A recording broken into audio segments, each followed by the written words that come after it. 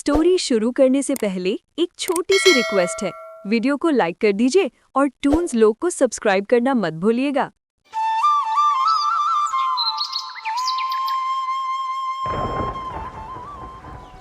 एक समय की बात है। एक गांव में राजू नाम का एक मेहनती किसान रहता था। पिछले कुछ समय से आए अकाल ने उसकी आर्थिक स्थिति को पूरी तरह से तबाह कर दिया था। घर में चूल्हा जलना मुश्किल हो गया था। फिर एक दिन गीता राजू से कहती हैं, सुनो राजू, आज घर में आखिरी दाना भी खत्म हो गया है। अब तुम्हें जल्दी ही कुछ करना होगा, नहीं तो हम सब भूखे मर जाएंगे। गीता, तुम तो जानती हो पूरे इलाके में ये अकाल फैला हुआ है। मैं गांव के हर व्यक्ति के पास गया, लेकिन कोई भी मुझे काम देने को तैयार नहीं है। मैंने कितनी कोशिश की, पर सब मना कर देते हैं। जी, ये बात तो सही है, पर हम हाथ पर हाथ धरे बैठ भी तो नहीं सकते। हमें कुछ ना कुछ करना ही होगा, नहीं तो हमारा गुजारा मुश्किल हो जाएगा। हाँ गीता, तुम सही कह रही हो। यहाँ बैठकर समय बर्बाद करने से कुछ नहीं मिलेगा। इसलिए मैंने तय किया है, कल सुबह ही मैं पड़ोस के गांव की ओर चल पड़ूंगा। शायद वहाँ कोई रोजगार मिल जाए। अगली सुबह राजू अपना थैला बांधकर दूसरे गांव की ओर चल पड़ा। रास्ता जंगल से होकर गुजर रहा था। कुछ दूर चलने के बाद उसने एक पेड़ के नीचे संत महात्मा को बैठे देखा। राजू ने सोचा, अरे ये तो कोई संत पुरुष लगते हैं, क्यों ना इन्हीं से कुछ पूछ लूं। शायद ये मेरे भविष्य के बारे में कुछ ऐसा बता दें जिससे मुझे जल्द ही काम मिल जाए। ये सोचकर राजू सीधा बाबा के पास पहुंचा और हाथ जोड़कर बोला, प्रणाम बाबा। बोलो बेटा, तुम इस गहन जंगल में अकेले क्या कर रहे हो? ये जगह तुम्हारे लिए ठीक नहीं। बाबा, एक मुसीबत है। हमारे गांव में भयंकर अकाल पड़ा है, जिससे रोजी रोटी के सारे साधन खत्म हो गए हैं। मैंने हर जगह कोशिश की, लेकिन कहीं काम नहीं मिला। मजबूरी में मैं पास के गांव में काम की तलाश में निकला हूं। आपको देखकर मन में आशा जगी, शायद आप कोई रास्ता बता सके। अच्छा बेटा, पहले बैठो। बाबा, मुझे आशीर्वाद दीजिए कि मुझे कोई काम मिल जाए और उसमें सफलता मिले। सुनो बेटा, तुम काम की तलाश में जा रहे हो, पर याद रखना, यहाँ से निकलने के बाद तुम्हें जो पहला काम मिले उसे ही स्वीकार कर लेना।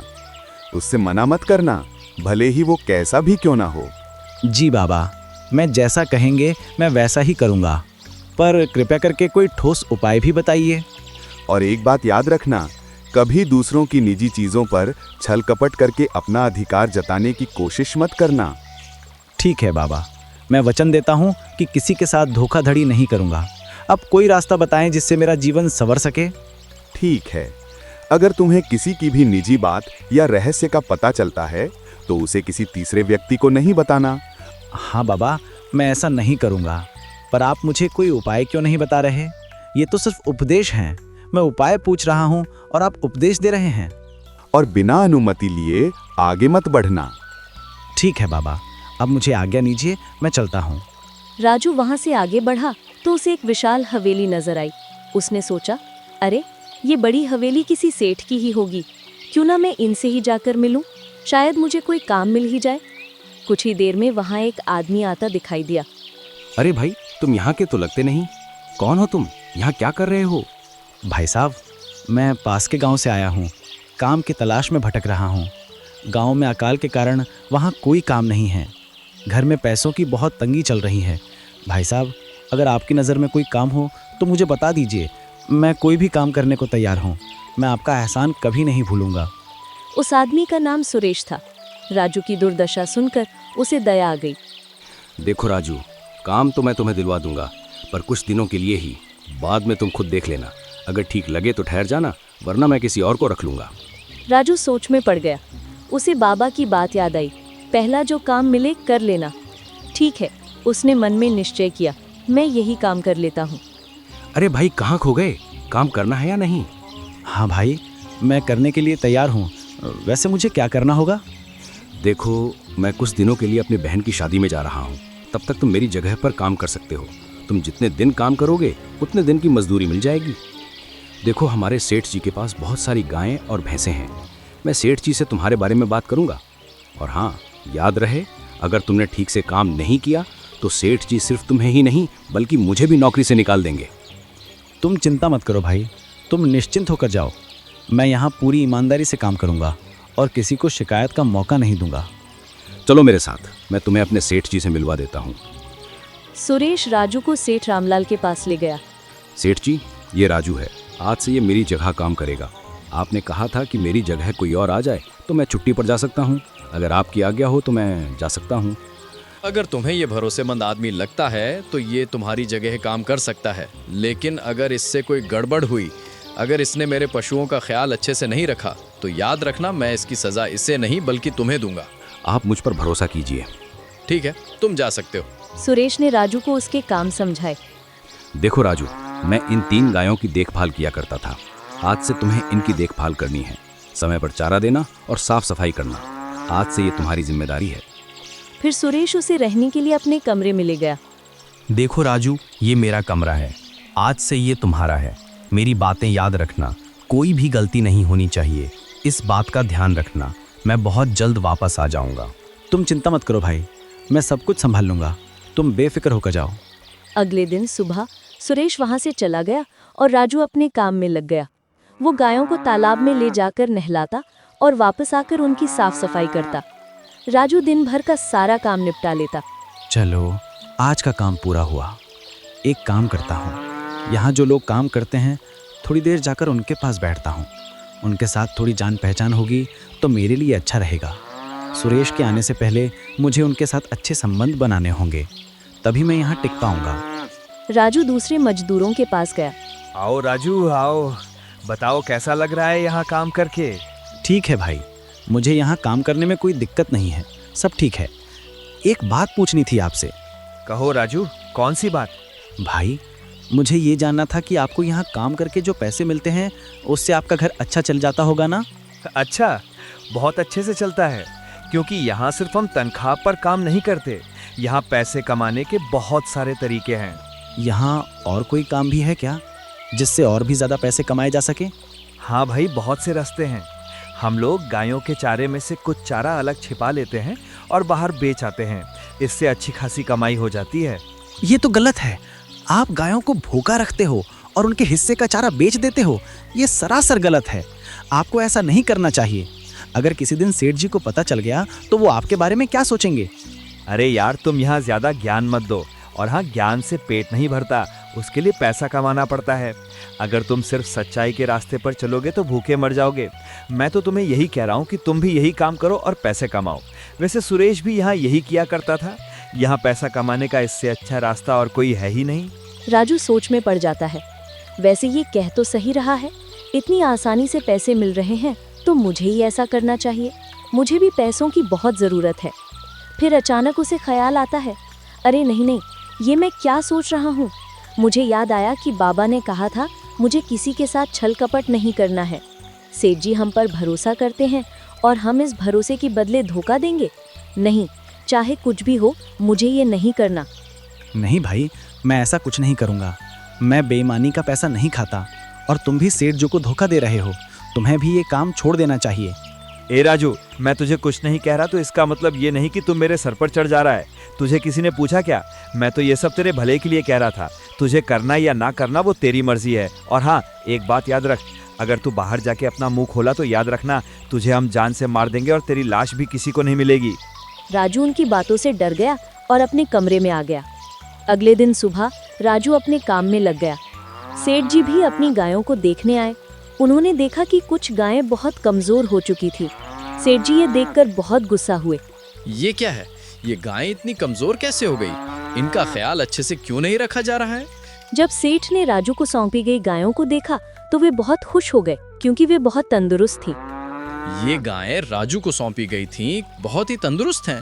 राजू को बुलाओ, मैं अभी उससे मिलना चाहता हूँ। फिर राजू को बुलाया गया।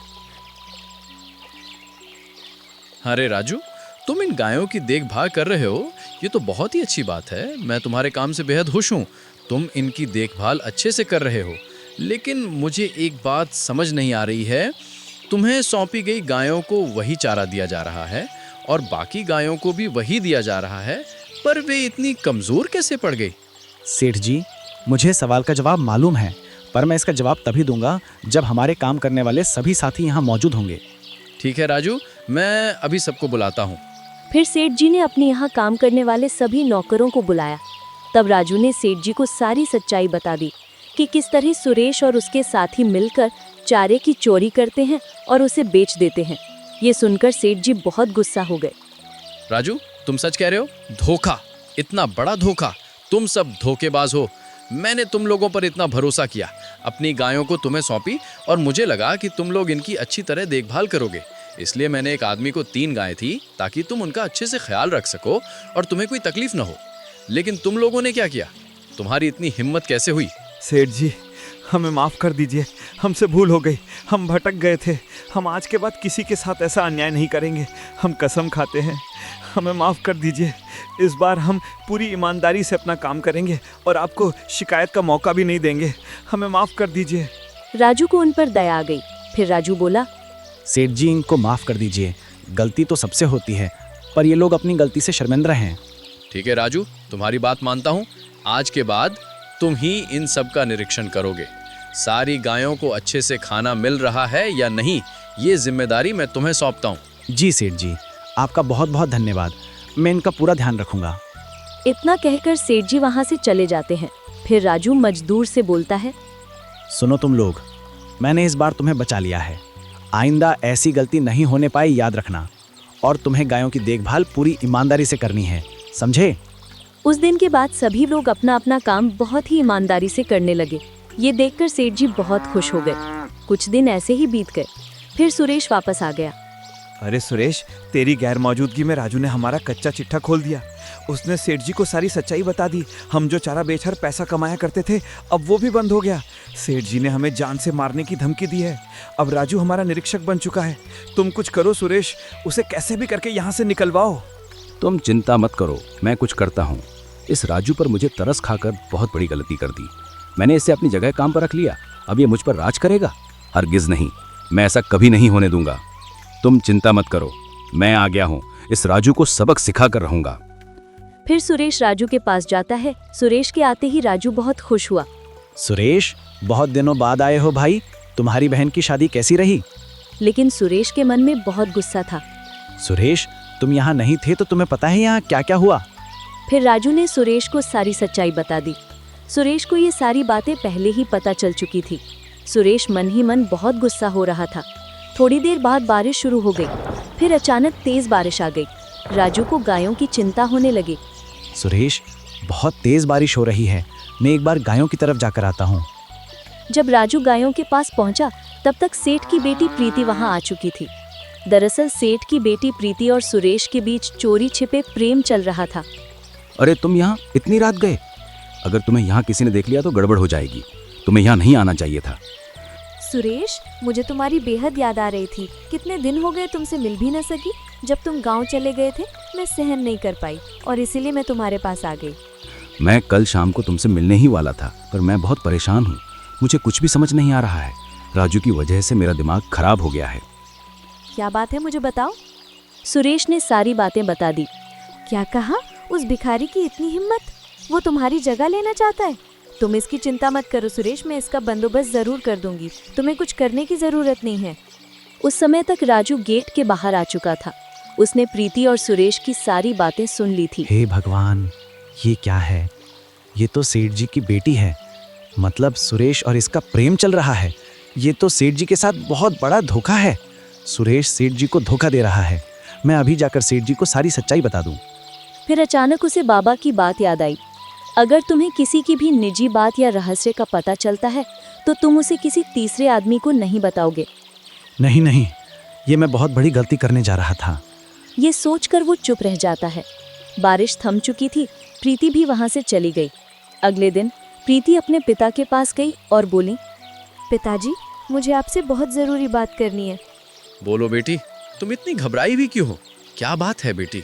जी, वो बात ही कुछ ऐसी है। दरअसल बात यह है कि जिसको आपने अपनी गायों की रखवाली के लिए रखा है, वो मुझे गंदी नज़रों से देखता है। क्या? उस राजू की इतनी हिम्मत? मैंने उसे ईमानदार समझा, पर वो तो गद्दार निकला। उसकी इतनी हिम्मत कि वो मेरी बेटी पर नजर रखता है। मैं उसे छोड़ने वाला नहीं हूँ। तुम चिंता मत करो बेटी, मैं इसे सही सबक सिखाऊंगा। अगले दिन सुबह सेठ रामलाल ने एक आदमी को बुलाया। कहिए सेठ जी, कैसे याद किया? सुनो सुखिया, तुम्हें एक बहुत जरूरी काम करना है। उसके बदले मैं तुम्हें जितने चाहिए उतने पैसे दूंगा। कल सुबह मैं तुम्हारे पास एक आदमी भेजूंगा, तुम उसे संभाल लो और इस मामले को इस गांव में किसी के सामने ना आने देना। मैं चाहता हूं कि ये सब सिर्फ तुम्हारे और मेरे बीच ही रहे। जिसने मेरी बेटी के साथ जो कुछ किया उसकी सजा का सामना उसे खुद करना होगा। सेठ जी, आप चिंता मत कीजिए, काम हो जाएगा। अगले दिन सेठ ने राजू को बुलाया। राजू, तुम्हें मेरा एक बहुत जरूरी काम करना है। क्या काम है सेठ जी? तुम्हें जंगल जाके सुखिया के पास जाना है और वहां से जरूरी सामान लाना है। उससे कहना कि सेठ जी ने भेजा है। ठीक है सेठ जी, मैं अभी जाकर आता हूँ। राजू निकल पड़ा, पर सुरेश ने उसे जाते हुए देख लिया। अरे ये क्या, अभी तक सेठ जी ने इसे काम से नहीं निकाला? अब तक तो उसे काम से निकाल देना चाहिए था, पर सेठ जी उसे किसी ज़रूरी काम पर भेज रहे हैं। लगता है मुझे ही इसे ठिकाने लगाना होगा। मैं इसे और नहीं सहन कर सकता। आने दो इसे, ये अब सेठ जी के पास जिंदा नहीं पहुंच पाएगा।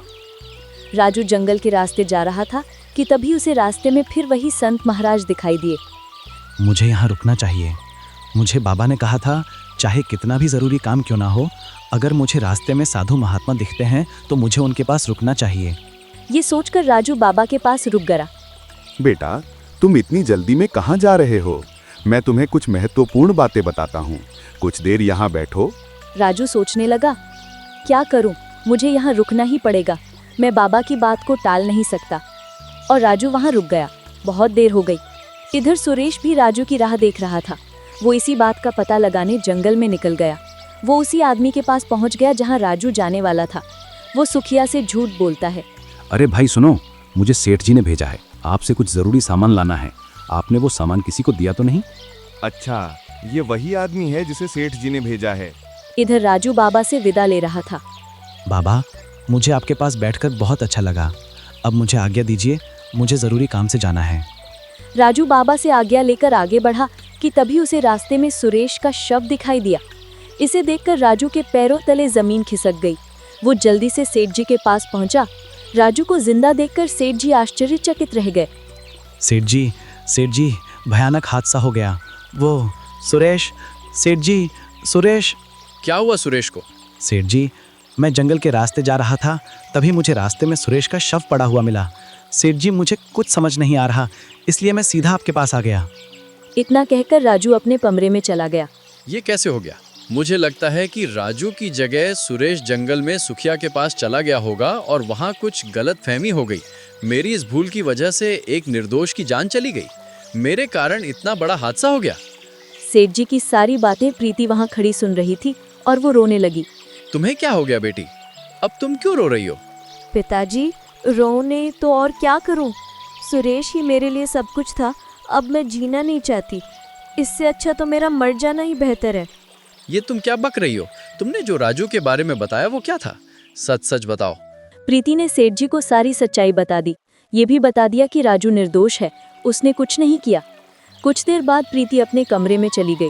थोड़ी देर बाद उसने आत्महत्या कर ली। ये देखकर सेठ पूरी तरह से टूट गए।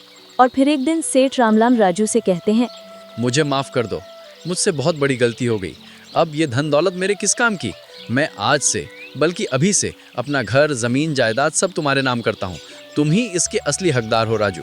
दोस्तों, इस कहानी से हमें ये सीख मिलती है कि जीवन में चाहे कितनी भी मुश्किलें आएं, हमें सच्चाई और ईमानदारी का साथ कभी नहीं छोड़ना चाहिए। हेलो दोस्तों, कहानी पसंद आई हो तो जल्दी से टून्स लोग को सब्सक्राइब करो और घंटी भी दबा दो।